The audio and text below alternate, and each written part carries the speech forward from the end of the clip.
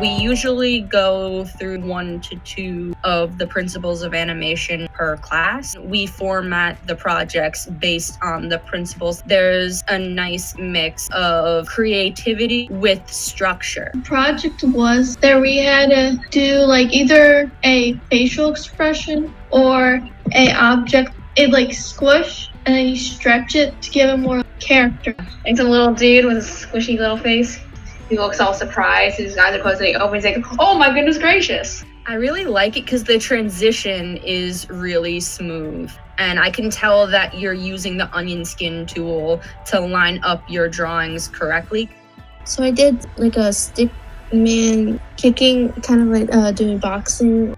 I chose this because I thought it was like simple and like cool. How does that demonstrate anticipation? Right before it like was about to kick, it did like a foot thing showing if it was like getting ready to kick.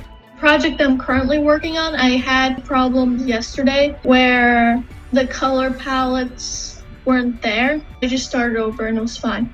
I guess the right terminology might be like an open door discussion. We put questions out there. Sometimes other students will help out other students and answer the question or communicate in the chat. And it's totally judgment-free and just to help and provide feedback. And they just have fun with their animations. And it's super cool seeing the different style that each student has, even though they're working on the same type of project. It's really cool to see.